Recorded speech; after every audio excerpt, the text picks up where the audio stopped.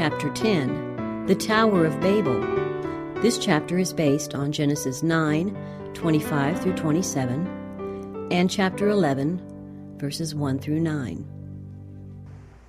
To repeople the desolate earth, which the flood had so lately swept from its moral corruption, God had preserved but one family, the household of Noah, to whom he had declared, "Thee have I seen righteous before me in this generation." Genesis chapter 7, verse 1. Yet in the three sons of Noah was speedily developed the same great distinction seen in the world before the flood. In Shem, Ham, and Japheth, who were to be the founders of the human race, was foreshadowed the character of their posterity. Noah, speaking by divine inspiration, foretold the history of the three great races to spring from these fathers of mankind. Tracing the descendants of Ham through the son rather than the father, he declared, "Cursed be Canaan, a servant of servants shall he be unto his brethren." The unnatural crime of Ham declared that filial reverence had long before been cast from his soul, and it revealed the impiety and vileness of his character. These evil characteristics were perpetuated in Canaan and his posterity, whose continued guilt called upon them the judgments of God. On the other hand, the reverence manifested by Shem and Japheth for their father, and thus for the divine statutes, promised a brighter future for their descendants. Concerning these sons it was declared, "Blessed be Jehovah, God of Shem, and Canaan shall be his servant. God shall enlarge Japheth, and he shall dwell in the tents of Shem, and Canaan shall be his servant." The line of Shem was to be that of the chosen people, of God's covenant, of the promised Redeemer. Jehovah was the God of Shem. From him would descend Abraham and the people of Israel, through whom Christ was to come. Happy is that people whose God is the Lord. Psalm 144, verse 15. And Japheth shall dwell in the tents of Shem. In the blessings of the gospel, the descendants of Japheth were especially to share. The posterity of Canaan descended to the most degrading forms of heathenism. Though the prophetic curse had doomed them to slavery, the doom was withheld for centuries. God bore with their impiety and corruption until they passed the limits of divine forbearance. Then they were dispossessed, and became bondmen to the descendants of Shem and Japheth. The prophecy of Noah was no arbitrary denunciation of wrath or declaration of favor. It did not fix the character and destiny of his sons, but it showed what would be the result of the course of life they had severally chosen and the character they had developed. It was an expression of God's purpose toward them and their posterity in view of their own character and conduct. As a rule, children inherit the dispositions and tendencies of their parents and imitate their example, so that the sins of the parents are practiced by the children from generation to generation. Thus the vileness and irreverence of Ham were reproduced in his posterity, bringing a curse upon them for many generations. One sinner destroyeth much good. Ecclesiastes chapter 9, verse 18. On the other hand, how richly rewarded was Shem's respect for his father, and what an illustrious line of holy men appears in his posterity. The Lord knoweth the days of the upright, and his seed is blessed. Psalm 37, verses 18 and 26. Know therefore that the Lord thy God, he is God, the faithful God, which keepeth covenant and mercy with them that love him, and keep his commandments to 1,000 generations. Deuteronomy chapter 7, verse 9. For a time, the descendants of Noah continued to dwell among the mountains where the ark had rested. As their numbers increased, apostasy soon led to division. Those who desired to forget their Creator and to cast off the restraint of his law felt a constant annoyance from the teaching and example of their God-fearing associates, and after a time they decided to separate from the worshippers of God. Accordingly, they journeyed to the plain of Shinar, on the banks of the river Euphrates. They were attracted by the beauty of the situation and the fertility of the soil, and upon this plain they determined to make their home. Here they decided to build a city, and in it a tower of such stupendous height as should render it the wonder of the world. These enterprises were designed to prevent the people from scattering abroad in colonies. God had directed men to disperse throughout the earth, to replenish and subdue it. But these Babel builders determined to keep their community united in one body and to found a monarchy that should eventually embrace the whole earth. Thus their city would become the metropolis of a universal empire. Its glory would command the admiration and homage of the world and render the founders illustrious. The magnificent tower reaching to the heavens was intended to stand as a monument of the power and wisdom of its builders, perpetuating their fame to the latest generations. The dwellers on the plain of Shinar disbelieved God's covenant that he would not again bring a flood upon the earth. Many of them denied the existence of God and attributed the flood to the operation of natural causes.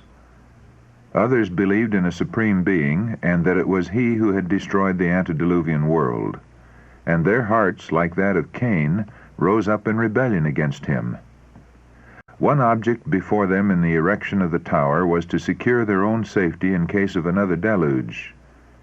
By carrying the structure to a much greater height than was reached by the waters of the flood, they thought to place themselves beyond all possibility of danger.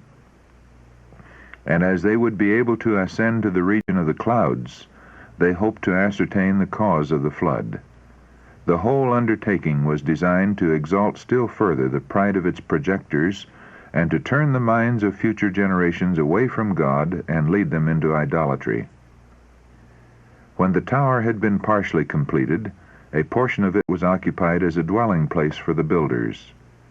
Other apartments, splendidly furnished and adorned, were devoted to their idols.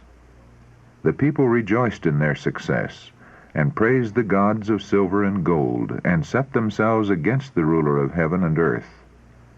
Suddenly, the work that had been advancing so prosperously was checked. Angels were sent to bring to naught the purpose of the builders. The tower had reached a lofty height, and it was impossible for the workmen at the top to communicate directly with those at the base. Therefore, men were stationed at different points, each to receive and report to the one next below him the orders for needed material or other directions concerning the work.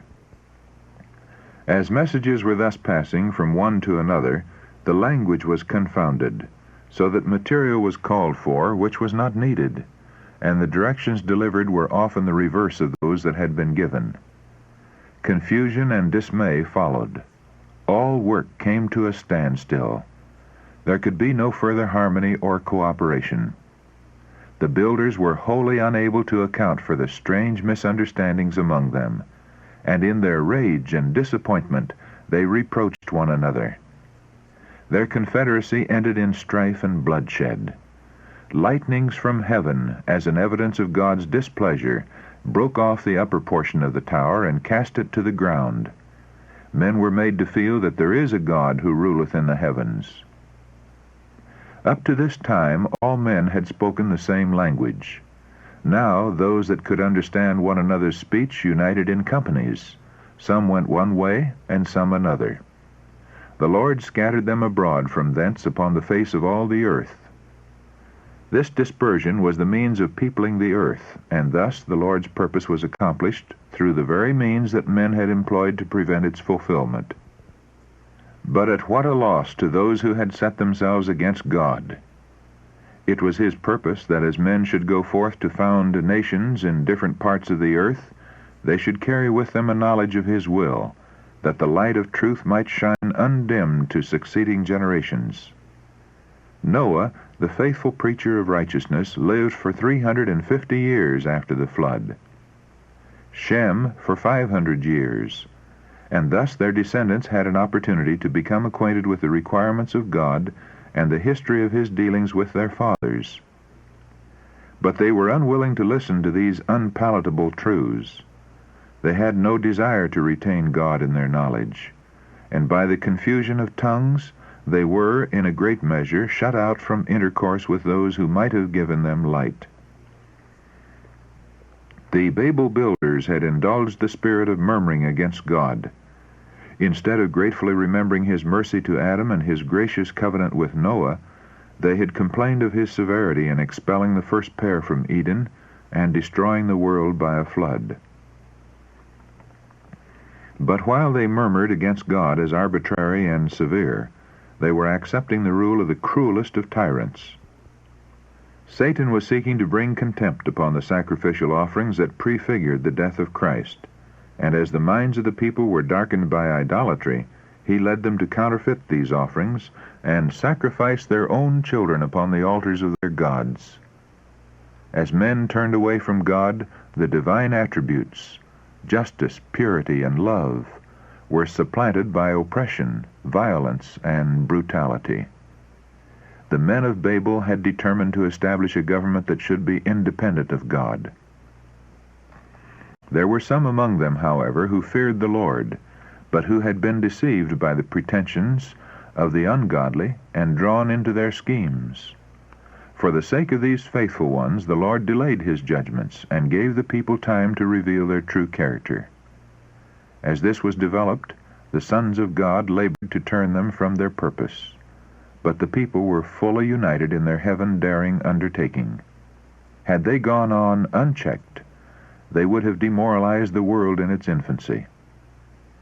Their confederacy was founded in rebellion, a kingdom established for self-exaltation, but in which God was to have no rule or honor. Had this confederacy been permitted, a mighty power would have borne sway to banish righteousness, and with it peace, happiness, and security from the earth. For the divine statutes, which are holy and just and good, Romans chapter 7, verse 12, men were endeavoring to substitute laws to suit the purpose of their own selfish and cruel hearts. Those that feared the Lord cried unto him to interpose, and the Lord came down to see the city and the tower which the children of men builded. In mercy to the world he defeated the purpose of the tower builders, and overthrew the memorial of their daring. In mercy he confounded their speech, thus putting a check on their purposes of rebellion. God bears long with the perversity of men, giving them ample opportunity for repentance. But he marks all their devices to resist the authority of his just and holy law. From time to time the unseen hand that holds the scepter of government is stretched out to restrain iniquity. Unmistakable evidence is given that the Creator of the universe, the one infinite in wisdom and love and truth, is the supreme ruler of heaven and earth, and that none can with impunity defy his power. The schemes of the Babel builders ended in shame and defeat. The monument to their pride became the memorial of their folly. Yet men are continually pursuing the same course, depending upon self and rejecting God's law. It is the principle that Satan tried to carry out in heaven, the same that governed Cain in presenting his offering. There are tower builders in our time. Infidels construct their theories from the supposed deductions of science and reject the revealed Word of God. They presume to pass sentence upon God's moral government. They despise his law and boast of the sufficiency of human reason. Then, because sentence against an evil work is not executed speedily, therefore the heart of the sons of men is fully set in them to do evil. Ecclesiastes chapter 8, verse 11. In the professedly Christian world, many turn away from the plain teachings of the Bible and build up a creed from human speculations and pleasing fables, and they point to their tower as a way to climb up to heaven. Men hang with admiration upon the lips of eloquence, while it teaches that the transgressor shall not die, that salvation may be secured without obedience to the law of God. If the professed followers of Christ would accept God's standard, it would bring them into unity. But so long as human wisdom is exalted above his holy word, there will be divisions and dissension. The existing confusion of conflicting creeds and sects is fitly represented by the term Babylon, which prophecy, Revelation chapter 14 verse 8 and chapter 18 verse 2, applies to the world-loving churches of the last days. Many seek to make a heaven for themselves by obtaining riches and power. They speak wickedly concerning oppression. They speak loftily.